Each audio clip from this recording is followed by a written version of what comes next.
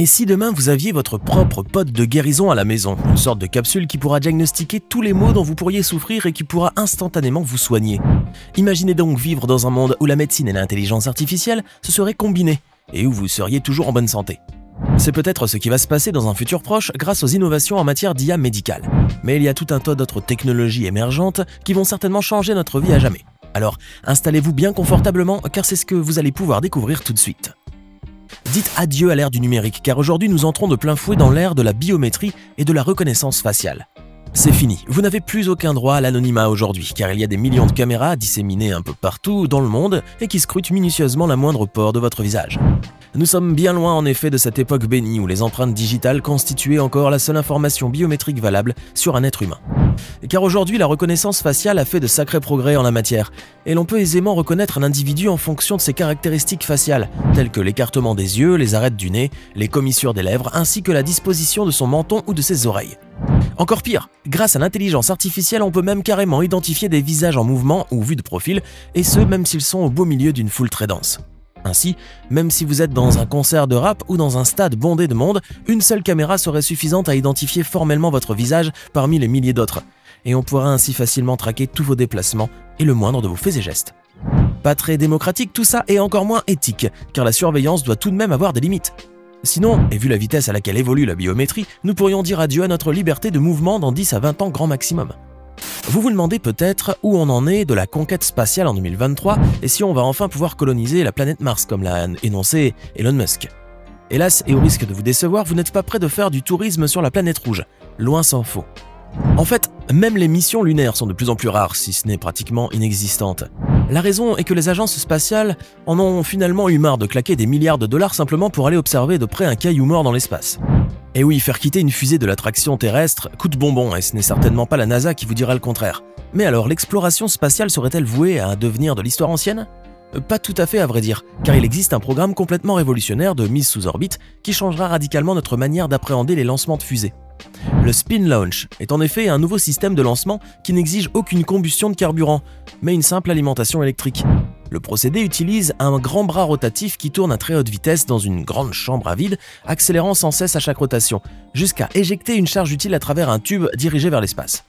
Une fois que cette fusée atteint une certaine altitude, elle se divisera et libérera un deuxième étage à propulsion chimique cette fois, qui amènera le satellite jusqu'en orbite terrestre basse. On économise ainsi une quantité infinitésimale de carburant et les coûts pour envoyer des satellites ou des sondes dans l'espace sont sensiblement diminués. Le Spin Launch a d'ailleurs fait ses preuves et l'on n'attend plus que les investissements pour lancer le projet à l'échelle industrielle. N'oubliez pas de cliquer ici pour vous abonner si vous aimez cette vidéo et d'activer la petite cloche des notifications, histoire de ne plus rater aucune de nos vidéos. Allez, on continue. Est-ce que vous vous souvenez du film Avatar sorti en 2009 réalisé par le génialissime James Cameron? Pour ceux d'entre vous qui ont eu la chance de le voir sur grand écran, ce fut vraiment un spectacle que l'on pourrait qualifier d'inoubliable, n'est-ce pas? Vous aussi, vous avez sûrement dû flasher pour l'exosquelette géant du détestable colonel Quaritch, et vous aurez bien aimé en prendre les commandes, non? Eh bien, sachez que ce n'est plus de la science-fiction aujourd'hui, mais bel et bien une chose envisageable.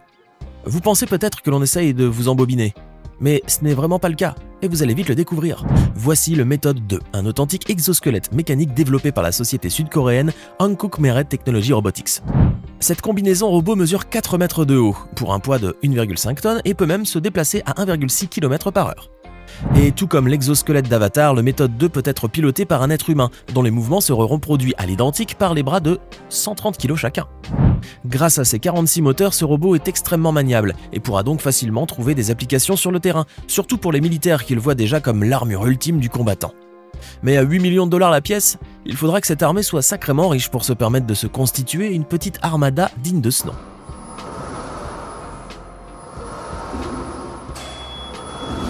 L'informatique telle que vous la connaissez aujourd'hui est sur le point de disparaître, et vous devriez sérieusement réfléchir à remplacer vos vieilles unités centrales totalement démodées et obsolètes. Car l'avenir, mesdames, messieurs, appartient désormais aux ordinateurs quantiques, des systèmes informatiques qui utilisent les propriétés quantiques de la matière pour effectuer des calculs. En effet, et contrairement aux ordinateurs actuels qui sont basés sur des transistors travaillant sur des données binaires, les ordinateurs quantiques fonctionnent quant à eux avec des qubits. Ces unités de mesure ne comportent pas seulement les deux valeurs que sont 1 ou 0 comme les bits, mais une infinité de valeurs, ce qui leur permet de faire des calculs d'un tout autre niveau.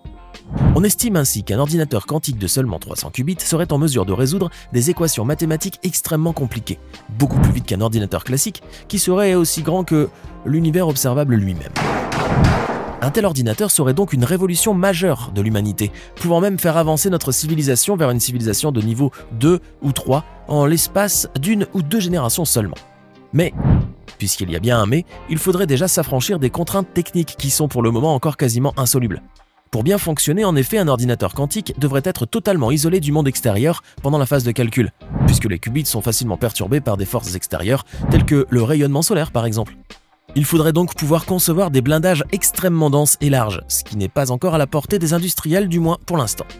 La tendance cette année est apparemment aux exosquelettes et autres robots géants, comme on a pu le voir avec le méthode 2 sud-coréen. Les robots géants sont d'ailleurs une véritable obsession chez les Asiatiques, et surtout les Japonais avec leurs mangas et leurs animés. Les ingénieurs nippons sont ainsi si friands de ces giga-robots qu'ils en ont même construit des modèles à taille réelle. Ce que vous voyez maintenant sur vos écrans n'est pourtant pas une réplique de Gundam ou d'un Decepticon, mais une combinaison exosquelette qui mesure tout de même presque 3 mètres de haut. Fabriquée par la société japonaise Skeletonix, cette imposante armure ne pèse pourtant que 40 kg et comme vous pouvez le voir sur ces images, elle est extrêmement maniable. Le plus incroyable dans tout ça, c'est qu'il n'utilise même pas d'électricité ni de moteur d'aucune sorte, puisqu'il s'agit d'un exosquelette mécanique à énergie cinétique.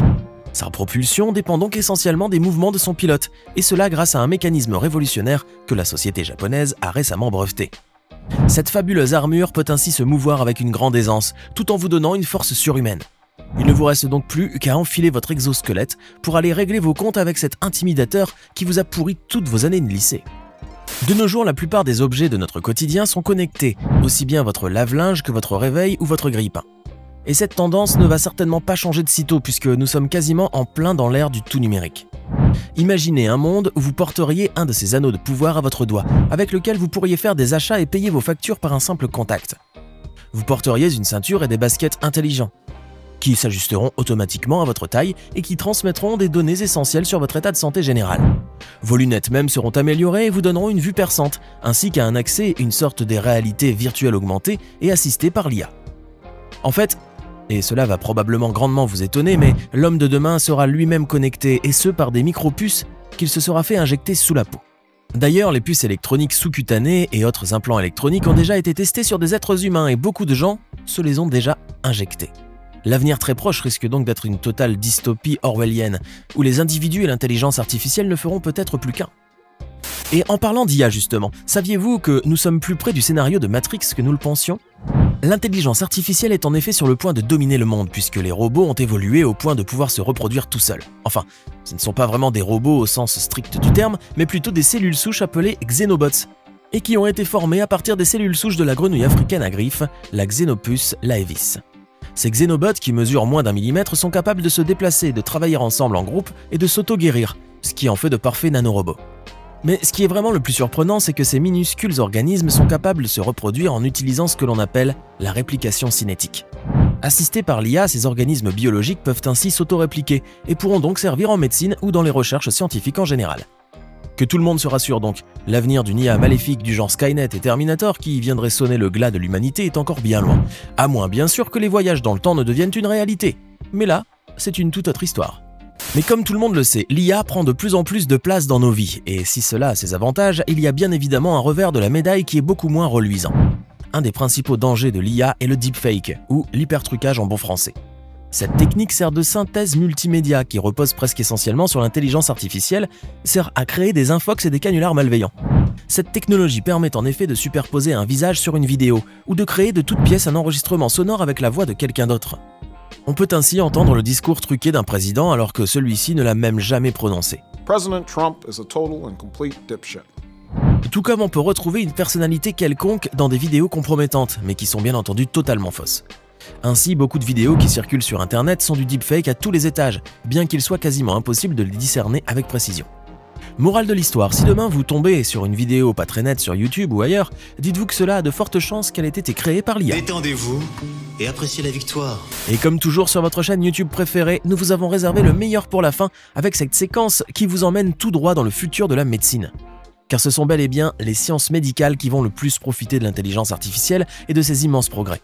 La radiologie est d'ailleurs considérée comme le domaine médical ayant le plus fort taux de pénétration de l'IA, ce qui est un peu logique vu que l'on y fonctionne essentiellement avec des machines high-tech. Ces technologies, qui sont de plus en plus développées, fournissent des diagnostics extrêmement poussés et grâce à l'IA, les données recueillies sont analysées en temps réel. Je ne sais pas si vous arrivez à l'imaginer, mais nous sommes finalement assez proches de ces pods médicaux que l'on voit dans les films de science-fiction et où une personne malade ou blessée peut être soignée quasi instantanément. Maintenant, dites-nous dans les commentaires ce que vous pensez de ces incroyables technologies émergentes qui vont complètement changer notre monde. N'oubliez pas de vous abonner et de cliquer ici pour regarder une autre de nos superbes vidéos.